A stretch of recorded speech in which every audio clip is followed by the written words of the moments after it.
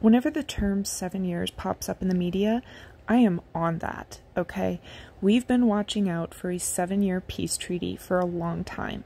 This is not that, but we got to talk about what's going on here.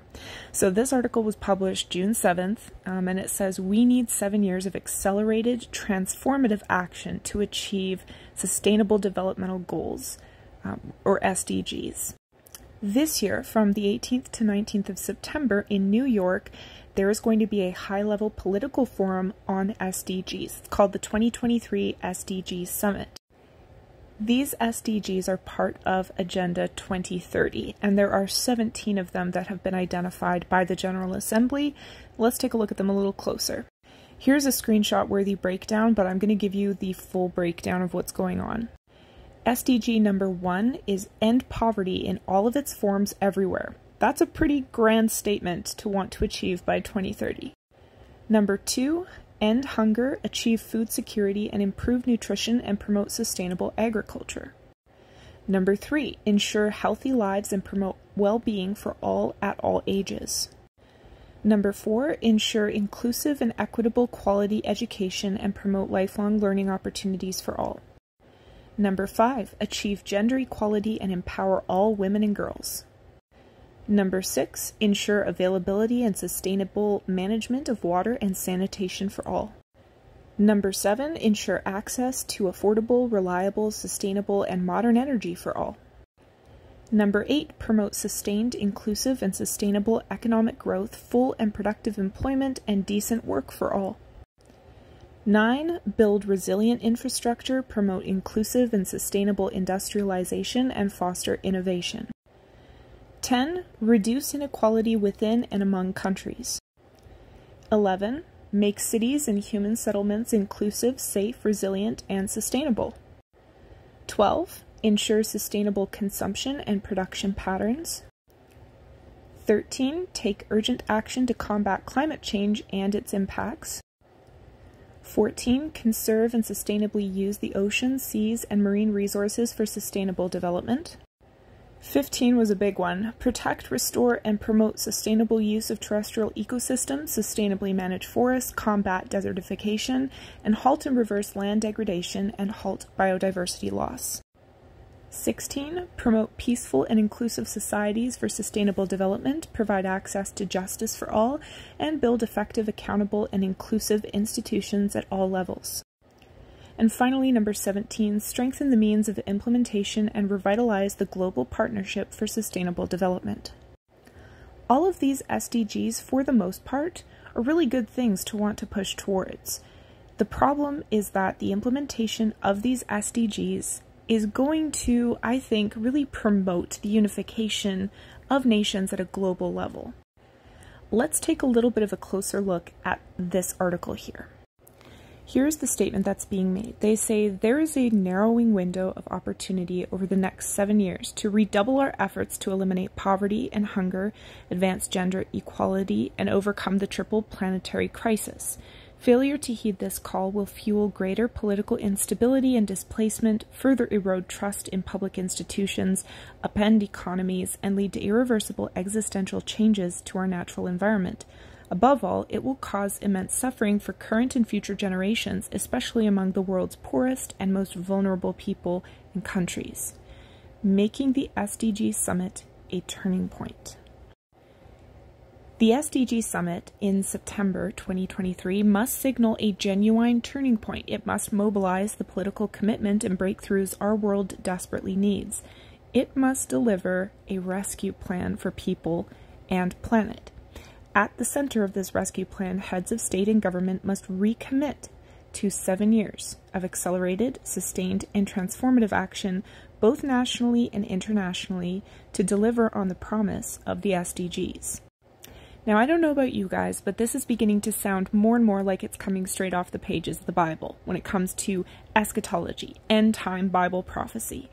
We are looking at this building momentum towards a unified global platform where nations are able to collectively agree with one another and eventually put forth a leader that will rule globally. Also, something very interesting to note, now I'm filming this on June 19th, June 22nd to 23rd in France, they are set to host an international summit for a new Global Financing Pact. The title of this article is Summit for a New Global Financing Pact Towards More Commitments to Meet the 2030 Agenda. Now, this was published June 9th, 2023. And the website that you can find this on is Focus 2030, and this is a graphic that highlights this new Global Financing Pact and all of the civil society and institutional organization meetings that are happening from 2022, end of 2022, all the way through this year and into 2024. If we look directly down at the institutional meetings that are happening in 2023, we see June 22nd to 23rd, we've got the Summit for a New Global Financing Pact happening in Paris. July 10th through 19th, we have a high-level political forum for the SDGs happening in New York. September 4th through 8th, Africa has their Climate Week. September 9th through 10th, we have the summit of the G20 heads of state in India. September 5th through 19th, we have the UN General Assembly in New York. There is so much stuff happening in New York this year. It's pretty crazy. September 18th through 19th, we have the big SDG Summit in New York. October 13th through 15th, we have the World Bank Group International Monetary Fund annual meeting in Morocco. And then November 30th through December 12th, we have the United Nations Climate Change Conference in Dubai. And then just a notable mention over on the other side of the graph, we have from November 10th through 11th, 2023, the Paris Peace Forum. And here's another little mention about the Global Financing Pact. UNESCO takes part in the summit, or will be taking part in this summit. It says several heads of state and government, dozens of heads of international organizations, and hundreds of civil society and private sector representatives are expected to attend the summit for a new Global Financing Pact on the 22nd to 23rd of June 2023, hosted by the President of France, Emmanuel Macron. Simply by looking at this outline, we got a lot of stuff that's going on right now, and it would be a wise thing, I think, for people to kind of keep tabs on what their national representatives are doing at these meetings. Where do they stand in line with what is happening when it comes to our economy, when it comes to finances and the banking system, and when it comes to global peace? I think we've got a very interesting lineup over the summer and into the autumn months. And it would be wise of us to keep our eyes open, remind yourself that we are living in the end times. The world is pushing for a one world government, a one world economy, one world religion, you name it. They want unification on a global scale. But as Christians, we know that that's not actually going to be implemented successfully until Jesus comes back. Okay? So for us, these are highlights of an incredibly difficult time that could be coming upon our planet quite soon, and that is the Great Tribulation, the time of Jacob's trouble, 7 years of absolute horror, both environmentally and within our governments and so forth. So if you don't know Jesus, now is a time for you to open up the book of Revelation and read through it and ask yourself, do I want to live through these horrors, or do I want to actually get to know the King of the universe who will protect his people from that? I firmly believe in a pre-tribulation rapture. I know there's people who disagree with me, but I do not believe that we are going to be here for any drop of the wrath of God that is about to be poured out on our planet.